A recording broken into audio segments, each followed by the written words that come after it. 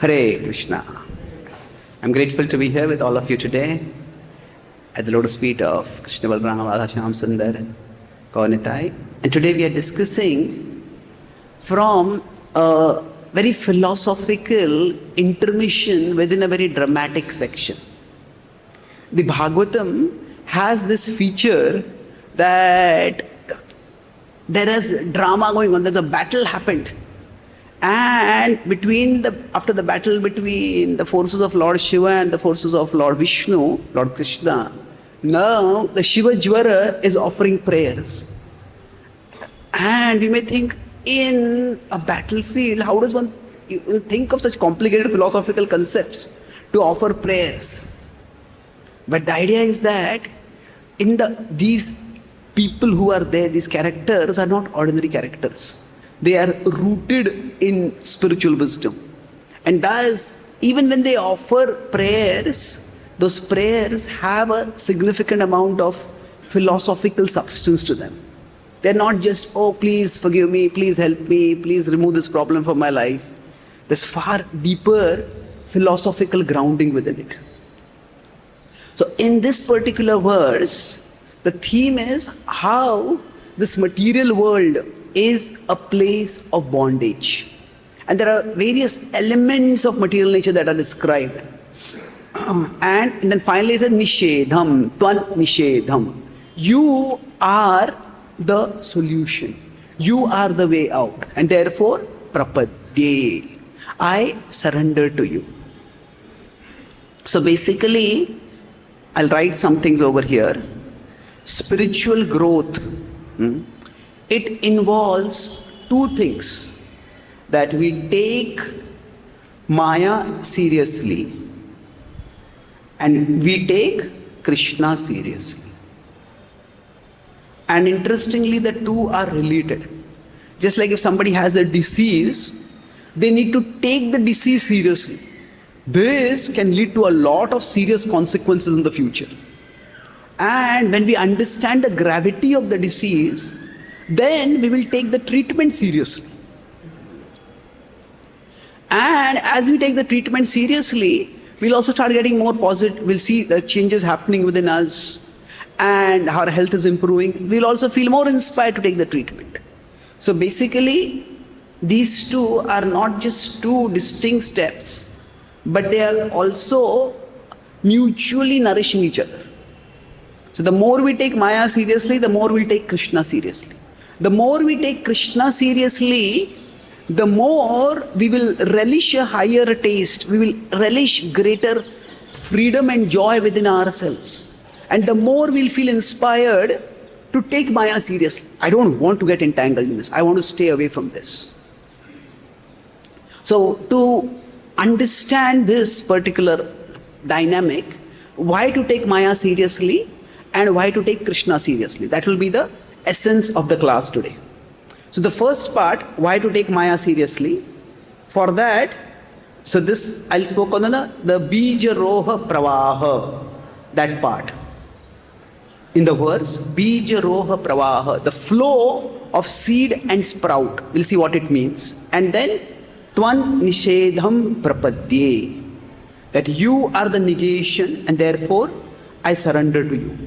So how the disease is serious and how the treatment is powerful. Those are two parts we'll be discussing in our session today.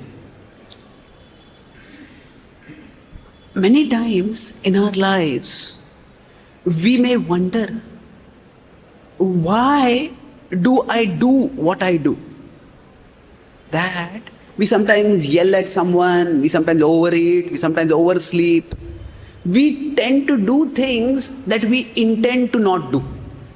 So we tend to do what we intend not to do. So this is our predicament in material existence. Now, why does this happen? So that is because our actions are not determined by us alone. There are bija. Bija is seeds that are inside us. These bijas are present in our subtle body. That is also referred to in this verse. And just as if there is a seed in a field, if the field is allowed to grow on its own, then that seed will grow into a sprout and into a full vegetation. It might be a weed, it might be a crop, it might be a flowering bearing tree, a fruit bearing tree, whatever. So the metaphor or the transformation that I'll be talking about is that our inner world, our subtle body, we consider it into 3 stages. Our subtle body is presently like the Bhava Aranya. Bhava Aranya is the forest of material existence. In a forest, things grow wildly. This is what is talked about in the 5th canto by the teachings of Bharat, Jad Bharat to Maharaj Rahugana. So in a forest, nobody goes and waters the trees and the plants and the shrubs. They just grow by their own cycle. So there is Bija Aroha Pravaha, that there are seeds which fall from trees. Then by the environment itself, the seeds are nourished, they grow, and they become future trees. And often what grows in a forest is hardly in our control. So Bijaroha Pravaha. So this is often our condition in material existence.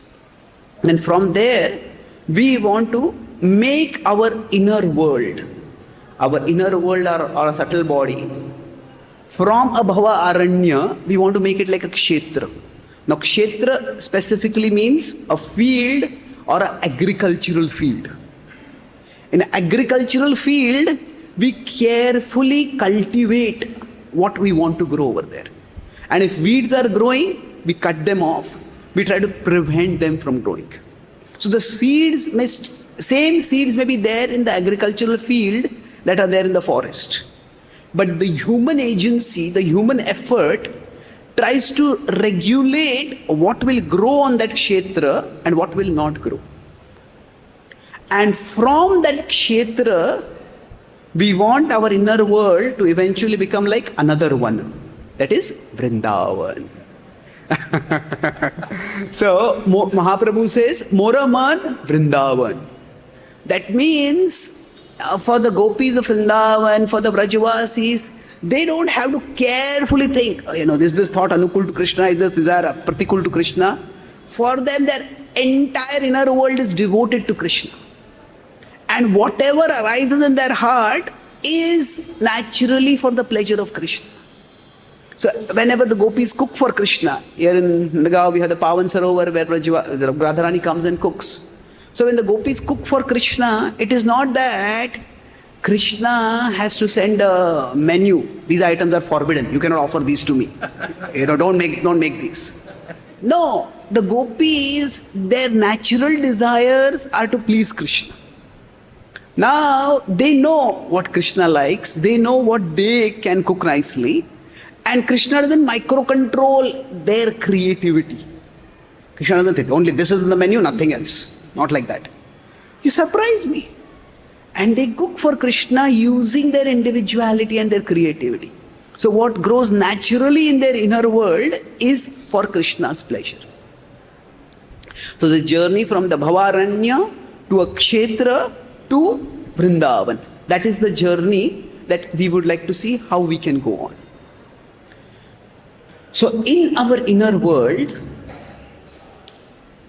there are many bijas. And the seeds, they basically just like seeds grow into trees. So our karma bija, it prompts us to certain actions. So if somebody has a habit of, say, yelling whenever they get angry, then whenever something provokes them thereafter, even without their thinking, the urge will rise within them and they will yell. So the inner environment is made in such a way that that bij grows very quickly. So we have inside us forces that are not in our control, and forces that may not even be in our cognition. We may not be even aware of their existence, but they prompt our actions. Now these forces, this bija, they can be classified into broadly two categories. Some are positive, some are negative. Now the terms in Sanskrit sometimes themselves are confusing, and the English translations can also be confusing. But I'll use two simple terms over here, vritti and vasana. Now even different devotees use these terms differently, but so I will tell you in what context I'm using it. Vasana refers to lust, anger, greed, envy, pride and illusion, the Shadanarthas. Vritti refers to Brahman, Kshatriya, like that. We all have a particular vritti. So from our past, if any of us are parents and we have children, then we may say sometimes a child may be naturally drawn toward music. And some children may be just naturally good at dancing. If they're small children, any child who dances, it's cute to see that. But some children are actually very graceful dancers. Some children are naturally good at music. Some children are not. No, when they grow into adults and they may dance. Now some people have no aesthetic sense in dancing actually. Their body is just not in their control. And they may try to make some dance steps, and even the simple Swami step may be difficult for them. And they may say, hey, no, this is hard. And the onlookers may say, yeah, it is hard to watch.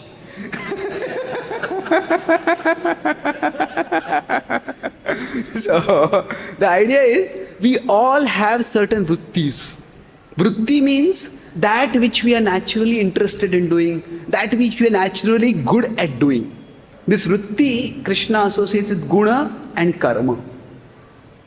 So if we have the guna for something, we feel good while doing it. If somebody has a language instinct, then they just like to read well-written stuff. They like to see wordplay. They get immersed. So they feel good doing it, that is guna. And karma is, they are actually good at doing it. So they themselves can compose nice wordplay. They can, if somebody has a vritti for music, and they have the guna and the karma, that means they are interested in music, and when they themselves also compose good music. So this is vritti. And the vritti, Krishna says, we should not repress it. In fact, Krishna talks about it in 3.33 to 35. He says, Nigraha kim karishyasi. What will repression accomplish? Nothing, he says. The vritti that we have, that is meant to be used in Krishna's service. Used to do dharma, used to execute our responsibilities in this world, and it is meant to be used for bhakti. So in the inner field that we have, there are some seeds, some bija that are good. So the vritti, it is to be used at a basic level for dharma. Dharma doesn't just mean religion. Dharma means the right thing to do. Pruchhami tvam dharma sammudha cheta. Arjuna is asking, what is the right thing to do? So in our family, there is a particular right thing to do. In our job, there is a particular right thing to do. When we are driving on a road, then there is a particular right thing to do. Drive on a particular side within a particular speed limit. So our vritti is to be used to do dharma, and dharma culminates in bhakti. Ultimately, the highest dharma is sarva dharman parityajya mamekam sharanam vraja. So if we consider our inner world to be like a field, then within this field, the journey from bija to roha, seed to sprouts, we want to encourage and facilitate the growth of our vritti. Arjuna had a natural vritti for archery, and he used that. He had a natural talent, but he also had a huge amount of commitment.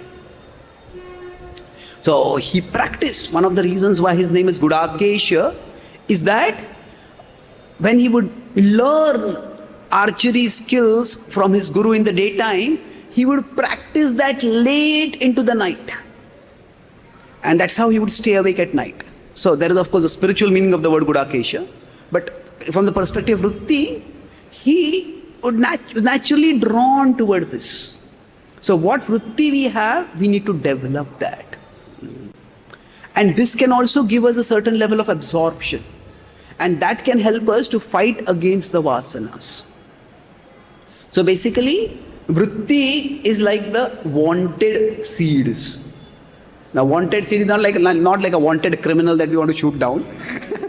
Wanted seeds are the desired seeds that we want them to grow.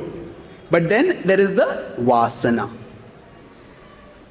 So the vasana is, all of us have certain amount of lust, anger, greed. All of this is present within us. Now even when there is a small baby, all babies cry.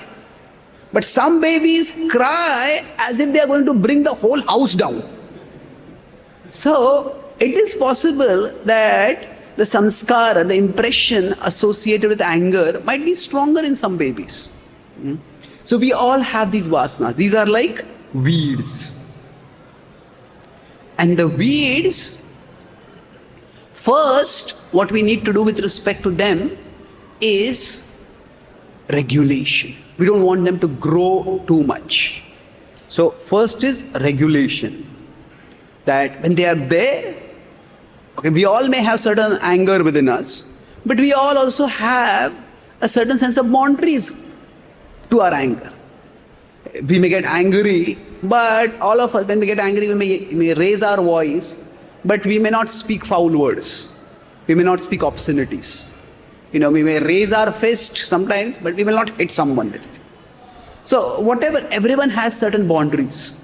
Now regulation essentially means we tighten our boundaries. Whatever boundaries we have, we tighten them, we regulate them more and more. But eventually, what we would like to do with the vasanas is just eradication. Now, of course, this eradication happens through redirection. So we know at one level, we can say lust is bad. But at a foundational level, lust is nothing but desire. And that desire can be directed toward Krishna. And then Kama Krishna Karma. So from regulation to eradication of the material direction which they are going, and eradication of the material and redirection toward the spiritual. So this is basically the vritti and the vasana. So each one of us has to become like a farmer, a person expert at agriculture, observing which bija are there, which seeds are there, which should be growing and which should not be growing. And gradually, as we start practicing bhakti more and more, then what will happen is the inner world will become filled with more and more desires for Krishna. Mam ichhaptum dhananjaya. Krishna says in 12:9, by the practice of sadhana bhakti, our ichha for Krishna, our desire for Krishna becomes stronger and stronger. When that happens, then we become spontaneously absorbed in Krishna. And that's when Moraman Vrindavan. That happens. So now, if we are not, so with respect to our inner world, either we are alert or we are inert. Now if you are inert, that means you're just passive. A desire pops up, you just go along with that desire. And sometimes we are not even aware of what we are doing. Sometimes we use the word spaced out. So spaced out means what? Our inner world is like a vast space, and what is out there we don't even know it. Just lost in it. So if we are inert, then what will happen is, by default, the bija will lead to roha, and the roha will lead to pija. And there will be no selection over here. So quite often, our lower propensities, our lower desires may act. So a person might be a little short-tempered, but if they do not try to regulate their temper, then they'll become more and more short-tempered, more and more short-tempered. And eventually they may become violent over small things. And that would be terrible. So we have to become like an inner farmer. So understanding that if we are not doing anything, a lot is being done inside us. And it is often against us. It is often for our harm. So there is no choice of being inert over here. If we are inert, basically, we are on the path to self-destruction. It's like somebody has a disease And I'm not doing anything. Well, by not doing anything, you are letting the disease grow and it's going to worsen. So we cannot afford to be passive and inert. But then, okay, if we taken the disease seriously, that this is a problem. If we do not become alert in our inner world, the inertness will keep us bound. Punarapi jananam, punarapi maranam, punarapi jatari, janani jatari shayanam. Life after life, the samsara chakra will keep going on and on and on. So the bija to roha, roha to bija. Lifetime after lifetime, this will go on. Sometime or the other, we have to get out of this auto mode. Auto mode is where something comes up within us, we do it, and then again something else comes up and we keep doing it. So we have to stop that auto mode of our mind. And then, how do we do that? How do we change our inner world from a bhavaranya to a kshetra where we're consciously choosing? So I'll talk about 3 points over here, and then we'll have question answers if we have time. So take aim, A-I-M. So A is association. So the sangha that we have is extremely important. Now association can help us over a spectrum. At a basic level, association can provide us accountability. Accountability means that when we are in a good association, for example, then if we are not doing something good, there's someone else who point out to us. If we are say chanting. Now what happens is whenever we start chanting, our mind starts like a TV inside us. And we start watching that TV. Oh, this person said this and this happened and that happened and that happened. And we get so caught watching the TV that we either forget to chant or our lips are chanting but we forget that we are chanting. And then we might doze off, our mind may wander off. But if we doze off, then somebody around us, they'll wake us up. Hey, don't do this. So association at the basic level provides us accountability. This was the mistake that Bharat Maharaj did, that he got attached to a deer at one level because there was no association to keep him accountable. Now sages generally would meditate in isolation, but still they would have their time to come together. Like each Goswami here in Vrindavan has their own bhajan kutir. So everybody needs their space, and generally as people grow older, the need for space and autonomy becomes more to some extent. So everybody needs their space. But while the Goswamis had their own bhajan kutirs, they would also come together in Sangha. So association at one level gives us accountability. But another level, association also gives us, it shapes our aspirations, our desires. Sangat sanjayate kamaha. Normally, this refers to from our attachment, our infatuation comes. But Prabhupada in one lecture says, Sangha can also mean association. From our association, our desires develop. So, we may all have a particular kind of desires. Say for example, from our past life's karma, the karma bija comes from purva karma. So we may have material desires. We may have a desire for, I want a big house, I want a big car, I want this, I want that. We have desires for material things. But how do we get spiritual desires? So that happens through association. See, when we talk about, when I use the word aspiration, generally aspiration talks about cultivated, good, even noble desires. We have many desires, but this is by aspiration. Very few people will say, my aspiration in life is to watch 6 hours TV for the rest of my life, every single day, without fail. People may end up doing that, but that is rarely the aspiration of people. So aspiration is generally something healthy, something good, something which we want to cultivate. So often we think of desires as linear. Linear means what? I am here and I see some object. When I see the object, I get the desire. I think of that as a linear desire. So we are sitting here, suppose somebody carrying Mahaprasad passes by over here. And then we smell the fragrance of the sweets. We see the delicious sweets. So we see it and we get the desire. That's a linear desire. And yes, desires are linear like dhyato vishayan pumsa. But desires are not always linear. Desires can also be triangular. Triangular means I am here and there is some object here and someone else is here. And that person has a strong desire. When I observe that person, then I get the desire for that. So generally for rajasic objects, the objects themselves are attractive and we get the desire naturally for those objects. But for sattvic objects, the desires generally are not linear. Now, how many people see a gym and say, oh, I want to go into exercise?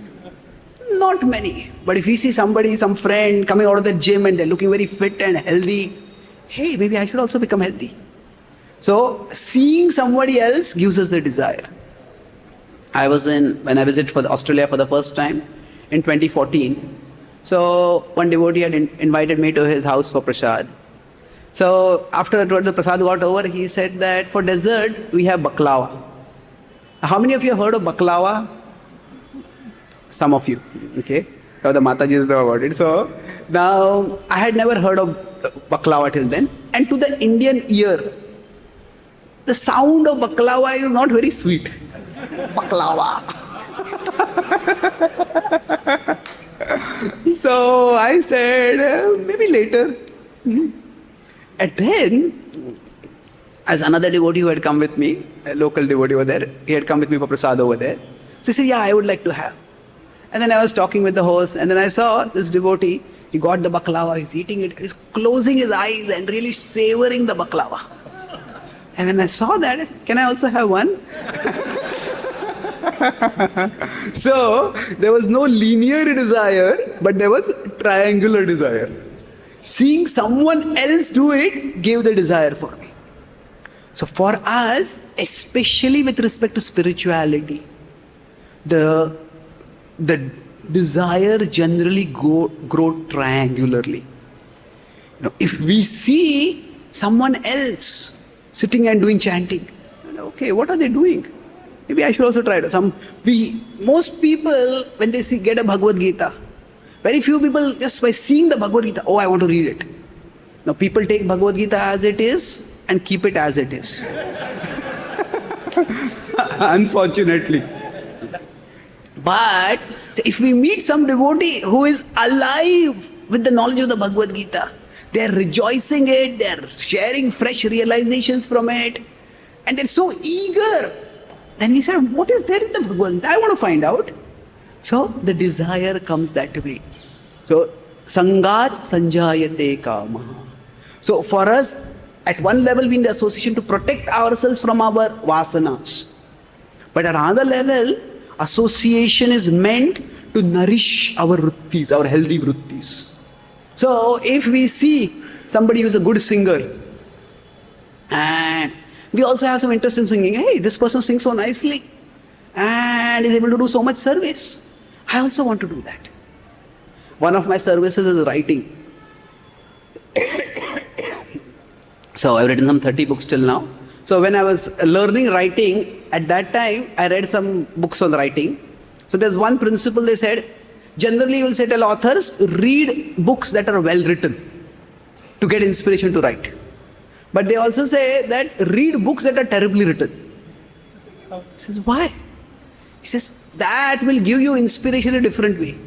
If this crap can be published, then surely I can get published. So sometimes we may say somebody's singing and they're not singing very well. Think, okay, I need to learn to sing. We will see somebody is sharing Krishna's message, but maybe they are not answering properly. Well, I want to learn to answer properly. So either way, association can be a very valuable outer tool for cultivation. Which bija to cultivate and which bija to eliminate. So what was the acronym I was using? AIM. So I is intelligence. So association is external, intelligence is internal. Jiva Goswami explains in Sandarbhas that till we come to the stage of prema or priti, he uses the word as he calls priti Sandarbha. So till we come to the stage of priti, what will keep us in bhakti is our buddhi. Once we have love for Krishna, naturally we'll be immersed in Krishna. But till that time, we need our buddhi. So sometimes external association may or may not inspire us. It may be available, it may not be available. But we need our buddhi to be active. And what does the buddhi do? Buddhi does broadly two things. It guides and it guards. Guides means go in this direction. Guards means don't go in this direction. So if we have the buddhi, okay, this is something which I should be doing. Pravrittimcha nivrittimcha karya karye bhaya bhaye. So with the buddhi is good, we know what is to be done, what is not to be done. So when we study Shastra, it is not just to memorize verses, it is not just to learn something about Krishna that we have never heard before, so that we can show off our spiritual knowledge to others. Or we can just get titillated, oh, I know something, I can know something, some new story of Krishna. Oh, that is good, it's connected with Krishna. But the primary purpose of hearing and reading Shastra is to equip our intelligence, so that the intelligence can guide and guard us. The intelligence can tell us, okay, if the intelligence is well nourished, then the intelligence is like a guard next to us. That guard is, hey, don't go here, go here. Some people, they're the big VIPs, they may be targeted for attack, assassination, and then they will have their security details with them. So they will have their bodyguards. And those bodyguards will watch, okay, where should they go, where should they not go. So for us, our intelligence is like not our bodyguard, but our soul guard. It is our buddhi that will protect our atma. Otherwise, atmanasham cha, we will destroy ourselves. Or rather, the vasanas within us will destroy ourselves. So that is the role of buddhi. And the last is M, that is mercy. Now, association is what we can select. Intelligence is what we can develop. But ultimately, we need mercy. By association and intelligence, what we try to do is, okay, these bija are growing, but I don't want them to grow. So I cut them off whenever they grow. And that is something which we have to do. Again and again, a particular urge will come. Yell at this person. Again and again, I want to eat this, I want to watch this, I want to touch this. No. We have to say no to it. Shaknoti haiva yasodu prakshari vimokshanat. Krishna says that these will just come because we are in an embodied condition. He says, Shaknoti haiva yasodu, just tolerate it. So that is a difficult process, but we need to do our part. Like in Damodar Leela, there is our endeavor, Yashodama's endeavor, that's one finger, and then Krishna's mercy, the second finger. So mercy is actually a game changer in our inner world. What mercy does is, till we get mercy through association intelligence, we are cutting off those weeds that keep growing, but we don't want them to grow. We have to keep doing it again and again and again. But by mercy, what will happen is, our vritti will just shoot up. It will just become positive. Whatever it is that we can use for serving Krishna, whatever desires take us toward Krishna, they will become much, much stronger. And by mercy, the vasana will go down, it will decrease. So after some time we'll find some desires just stop troubling us. And that is the magical mercy of Krishna consciousness.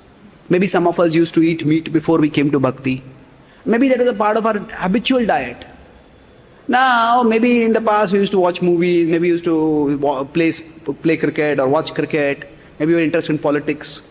Now, if we are going in a train or a plane, if somebody else is reading a newspaper, somebody is watching a movie, we might get tempted by that. But generally, if a person next to us is eating meat, most of us will not get tempted by that, even if we had been eating it before. Why? Because Krishna's mercy has come at that level. That particular vasana has been completely eradicated. It's not that they have to consciously tell us, hey, don't eat that, don't look at that, don't dwell on that. No. It is at least for that desire, sometimes our lips curl in distaste. I don't want this. So maybe for others they don't, but for others also it will happen. So mercy is a game changer. By mercy, the vasanas will just go away. And when the mercy comes, suddenly we will feel drawn to read Shastra, feel drawn, not as a duty that I have to wake up and come to take darshan of the Lord. No, we'll feel drawn towards it. So when that happens, that is the time when our inner world has started becoming Vrindavan. So when that mercy will come, we do not know, but we keep trying. We keep doing our part, choosing our association carefully and developing our intelligence diligently and making the right choices even if they are difficult for us. So broadly speaking, it's like from Shraddha till we go beyond Anartha Nivritti. It's like a steep climb. It is a climb, it is tough. But from Anartha Nivritti, once we come to Nishtha, the journey becomes relatively easier. From Nishtha to Ruchi to Bhav, it becomes easier. And afterwards, it almost becomes like a downslide. Not that our consciousness is going down, but we just effortlessly move toward Krishna. So Bhava and Prema, that is the time when Susukham Kartum Avyam Anandam Buddhi Vartanam Pratipadam Purnamrita Swadanam. So right now it may be a visham, a little bit of poison will be there because we have to go against the tendencies that arise within our mind. But we will all come to that level where every moment will become joyful because our connection with Krishna has become steady and strong. So I'll summarize what we discussed today. I talked about 3 broad points. First is, I talked about self-transformation. If we are to do that, we need to take seriously 2 things. First, take Maya seriously. We take the disease seriously, and we take Krishna seriously. And for this self-transformation, we talked about the journey being from the bhava, the inner world being like the bhavaranya to a kshetra to a Vrindavan. This is the journey we want to go on. And then to go on this journey, I discussed about how our inner world is. So to take Maya seriously means that to understand that in our world, so take Maya seriously. That means understand that there are vrittis and there are vasanas. So we discussed elaborately about this inner world dynamic. So vritti needs to be nourished. And the vasana needs to be removed. So nishedha. So this by default, if we are inert in our inner world, then the bija will lead to roha, the sprouts will come, and again they will cause bija. Like in a forest, we will stay, if our inner world is like a forest, then we will stay in the samsara chakra. Without even doing anything, we will stay entangled, like a disease growing without our efforts. And then we take Krishna seriously. What that means is, we take A. A was association. So by association, at a basic level, we get accountability. That association prevents us from going on the wrong track. And at another level, it awakens our healthy aspirations. We talked about how desires can be linear, but also triangular. Especially sattvic desires involve things that may not necessarily look immediately attractive. That's why we need to see those who are attracted to those things, and that's how we become attracted. I was intelligence. So intelligence is like our soul guard. So intelligence is meant to guard us and guide us. Don't go in this direction, go in this direction. So basically through these, we learn to which bija to cultivate and which bija to not cultivate. And lastly is mercy.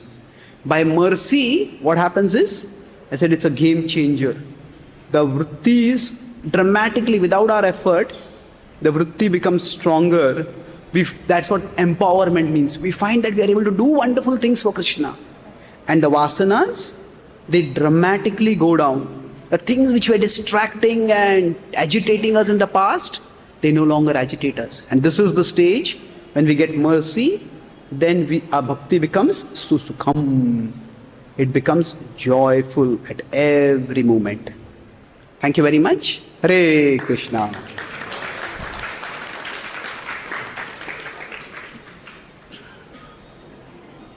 Hare Krishna. Thank you very much. I think the format you're using is frankly very pleasurable. Thank you very much. I just want to make a note about the word transformation, because our philosophy is about sat.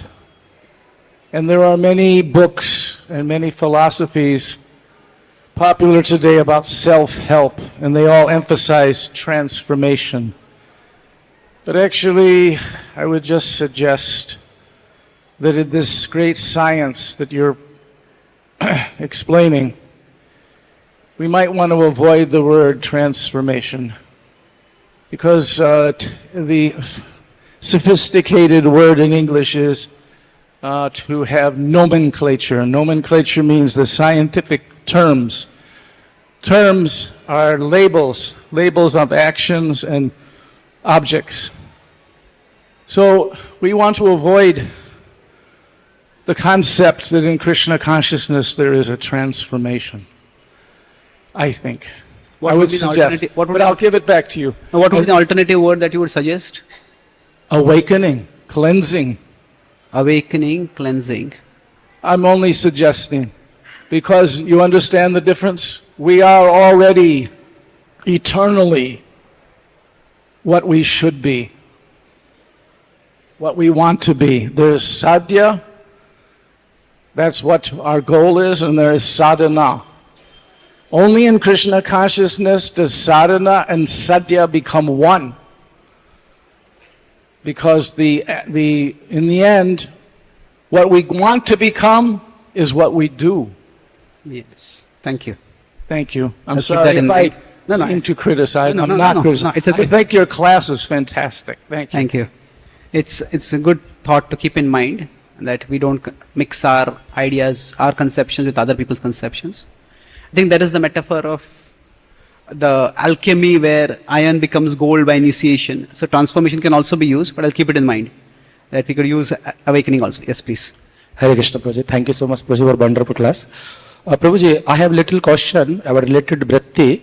It's not related fully from this class, but little related. So this is shloka in 18.47, Lord Krishna described the Shreyanso dharmo beguna par dharmo swanishtitat. Once do his own expression duty and don't accept the others, even if he can do very better, like that way. So, I'm reading Srimad Bhagavad Gita many times, but I did not get any practical example related with that shloka. Because Srila Prabhupada writes just like Vishwamitra, he accepts the duty of a Brahman. And Parashuram is a Brahman, but he accepts the duty of a Kshatriya. So in our practical lives, which example we can, use for that particular bhakti changing, like? Yes. So two things. Let's look at the Gita in context. See, the Gita is both a timeless message and a timely message. Timely means it is spoken at a particular time. So specifically for Arjuna, Arjuna was thinking of fight or don't fight. And now when he was thinking of not fighting, he said, okay, the Kauravas have done terrible things, let's just forgive them, let live and let live, like that of thing. So he was thinking of acting like a Brahmana. Brahmanas are meant to forgive. Brahmanas are not meant to take revenge. Kshama is called as the quality of a Brahmana in that same section, 1841, 42, 43. But Kshatriyas, they can forgive. But Kshatriya's primary focus is not Kshama. It is Nyaya. It is justice. And that's why sometimes Kshatriyas have to punish. The police may sometimes, or the courts may sometimes say they give amnesty, they give mercy, they give pardon, but that's occasional. The general policy of the police and the legal system should be, you did this action, you have to be punished. So Arjuna is acting, is a Kshatriya, is in a Kshatriya role, and Krishna is telling Arjuna, don't act like a Brahmana, it won't work for you. You are by nature a protector. Right now you may say, oh, these Kauravas are doing terrible things to me, I'll just let them go, I'll forgive them.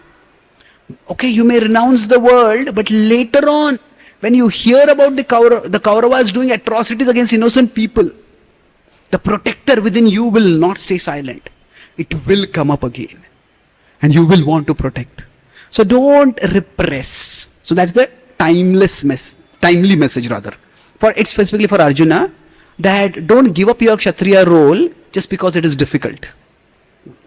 Now the timeless message is that basically whatever gifts we have, whatever gifts can be our abilities, they can be our interests, they can be our resources.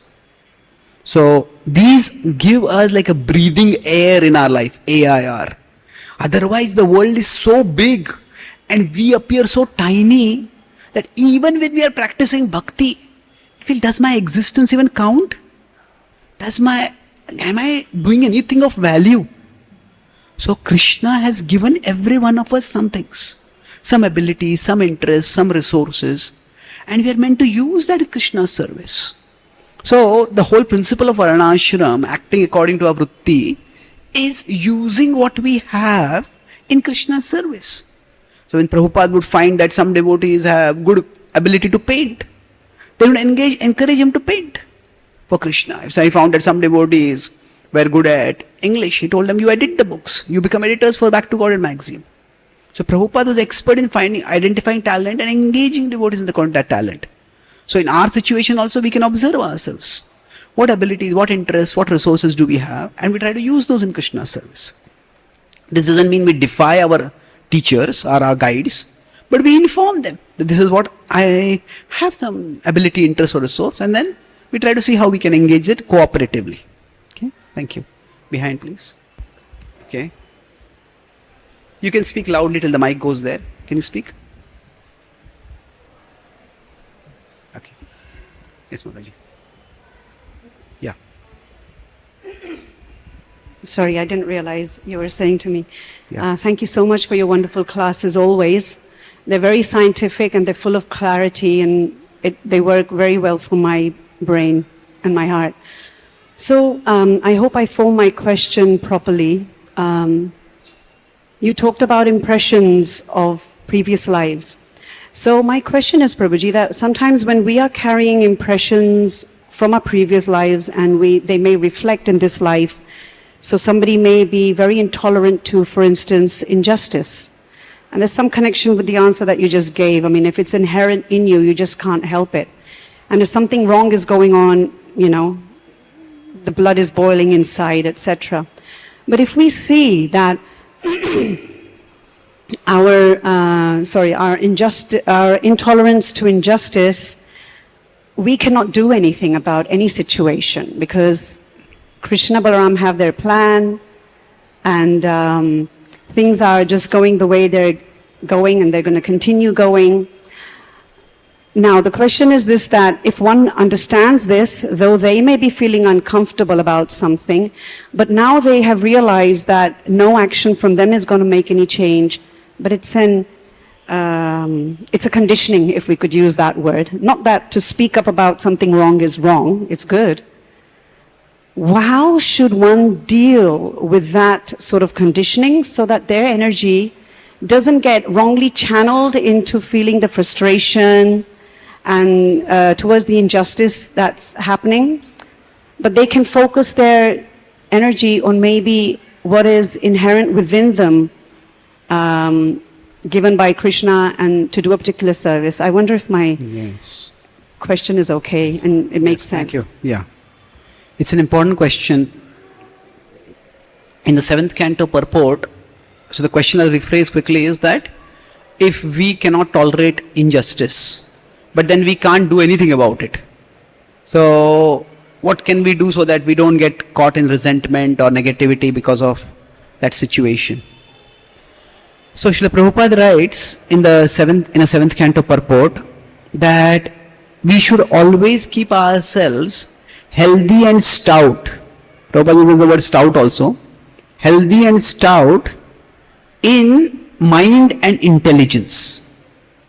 Mind and intelligence to distinguish the goal of life from a life full of problems. So what it means is, it's a practical yet profound statement. Around us there are many things wrong.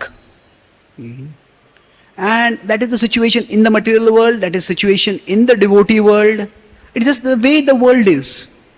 So now we need to look at what is the way I can move toward Krishna, what is the way I can help others move toward Krishna. So let me complete this. See, we are meant to make a difference in this world. The Vedanta Deshika gives the example. He says that, taking this 11, 29, 30, 31, that 30, 11, 28, 29 actually, he says basically that there are two examples given. One is like, just like the moth goes into the fire, or the river goes toward the ocean. When the moth goes toward the fire, it does good to no one. Neither that moth is just burned to death, and nor to anyone else. But when the river goes toward the ocean, the river's essential nature is not changed. The river is water and it continues to be water in the ocean. But simultaneously, while it is going toward the ocean, it benefits all the life forms along the way. So similarly, it says that saintly people, those who are devotees, they need to live in such a way that they are like rivers going toward the ocean of Krishna. But all of us have certain fires which draw us and we become like moths. So even within our movement, okay, there are many things which are wrong and some people keep talking about this thing wrong, that thing wrong. Now, if that is our driving passion, then we make that, we take blessings of some senior devotees, those who are like-minded, those who understand us. Not all senior devotees will bless us, but under some senior devotees' guidance, we can take that this is the service I want to do, fixing this wrong. Then that won't be like a fire for us. That will be like that is like the path that the river of our consciousness is taking in going towards Krishna. So basically, one of the qualities that Krishna says of a devotee is daksha. Now daksha can mean expert. Some places Prabhupada translates daksha as resourceful. Now my understanding of resourceful is two aspects to it. Either we change our aspirations according to situations, or we change our situations according to our aspirations. And which we are going to do, that we have to carefully decide. See, from 1922 till 1965, or at least we can say from 45 till 65, Prabhupada was vigorously trying to share Krishna Bhakti in India. It was just not working. Indians were just not interested at that time. So what did Prabhupada do? He changed his situation. Well, he went from India to America. His aspiration was to share Krishna Bhakti. India was pious.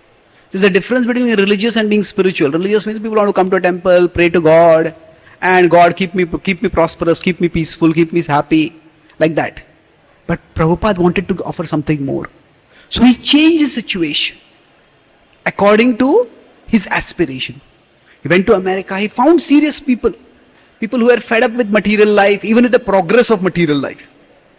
Now, when Prabhupada came back to India, between 1965 and 1970, after which Prabhupada focused largely on India became his base, it is not that India had changed dramatically.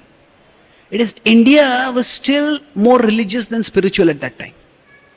And that's why we see Prabhupada did not get many dedicated disciples in India. But then Prabhupada changed that. Prabhupada had decided that India would be the foundation for the global movement. And he saw that Indians are not ready to take up bhakti. He saw that Indians are appreciating him. Because it was like more like cultural nationalism or national cultural pride.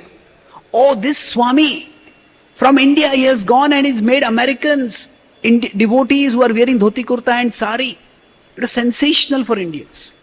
So it was not a spiritual connection or a spiritual pride. It was more of a national cultural pride. But Prabhupada used that. And so Prabhupada, let me complete this. Prabhupada in India, we see his interactions with the people who came to him. They became life members. Prabhupada is not pushing them. When are you going to come for the morning program? How many rounds are chanting? When are you going to take initiation? No.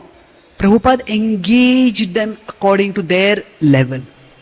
So the idea is, in India, Prabhupada adjusted his aspirations according to his situation.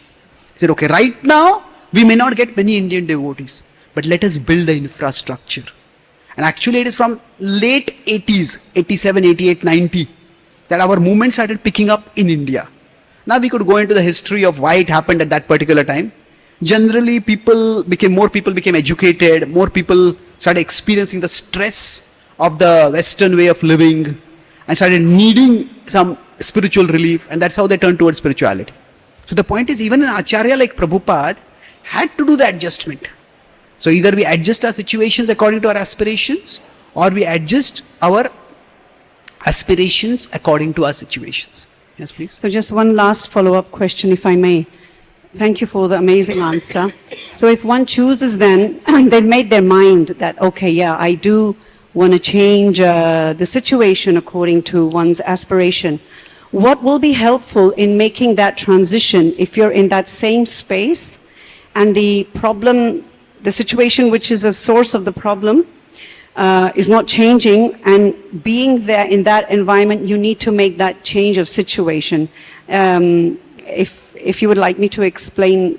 Yeah, I got the idea. You got that, yeah. See, one thing is, if we want to do any meaningful service, first thing is we have to stop expecting that everybody will be happy with us. If you want to make everyone happy, stop being a devotee, start selling ice cream.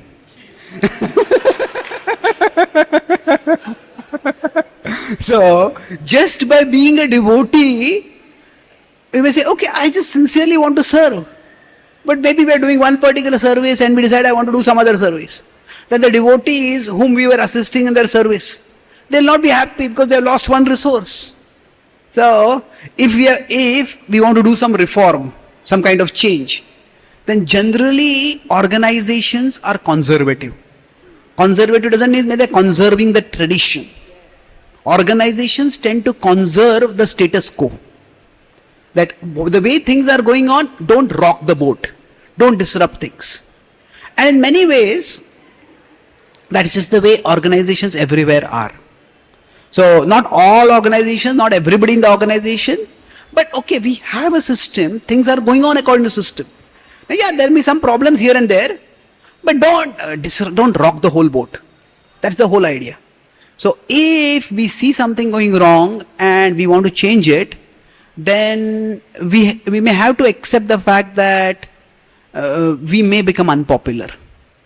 We may become criticized by some. Now, of course, we don't have to have a martyr mentality. Oh, everybody is targeting me. I alone am a good person serving a noble cause, while everybody else misunderstands me. We don't want to have that kind of martyr mentality or a victim mentality. What we need is at least have the guidance of some like-minded devotees. And then now I find that our movement is so big, like Prabhupada has given a giant umbrella. And within that we all can have our small umbrellas that we carry. So somebody may find that, oh, devotees don't pronounce Sanskrit verses properly. So they may start some forum for Sanskrit pronunciation. Somebody else may see that child protection is not happening properly in our movement. So we create a forum for child protection. So like that, basically, we find our umbrella and we hold that umbrella up. Okay. Actually, Prabhuji, my question is a little different. I'm just wondering that within one's heart, how does one make that transition? So say you've decided you're not going to take any action, it's not worth it, it's not my area, etc. You want to make the transition within your heart where you don't be so... Okay, so you don't want to take action. Sorry? We have decided I don't want to take any action. I don't want to take any action, Okay, I it's not thought it was worth opposite it. decision. Okay, but, so you're in the situation, but that transition in the heart needs to take place. Okay, then we have that to find out. transformation of the heart, where you will still be in that environment, but now you're going to shift your focus and change the situation for yourself to fulfill your aspiration and not your energy get affected. Do you know what I'm saying? So find out. So internally how? Yeah, find out something that will absorb our consciousness. We all need something that will be our offering to Krishna. So somebody may be in the Pujari department and maybe they find that the way the deities are dressed are not so good. Or maybe they are cooking for Krishna. Yeah, I get... And let me just complete this. So then, okay, if I am going to cook this particular offering for Krishna, I will make sure that this is done the best of my capacity. Right. Now maybe other items cooked are not so well cooked. Well, I will make sure this is done well. And beyond the circumstantial, oh, I am only allowed to cook this. If I was in charge of other things, I would also make sure other things were cooked properly. But just do what we can well. If we do that, Krishna is watching. And Krishna can expand our kshetra. So do I understand correctly then, the crux is that you get so absorbed in what you actually want to do, and by doing that, the focus which was going in being affected will just wither away. Yes. Param drushtva, when we say, it is, Prabhupada translated as a higher taste. Now if you look at the word literally, drushtva, it means vision. So first, we need to have a higher vision. Okay, all these things are wrong, but this is one thing I can fix. So we have a higher vision. From higher vision comes a higher mission or a higher purpose. And from that higher purpose, gradually comes the higher taste. So param drushtva, what is it that I can fix here? That is the higher vision. How can I take tangible steps? This is vision becomes a purpose. This is what I do. And then we start saying, this is one thing I have done for Krishna. That's what will give us the higher taste. Thank you very much. Grantraj Srimad Bhagavatam ki. Thank you so much, Prabhupada. The Prabhupada ki. Jai. Gaura Bhakta Vrinda ki.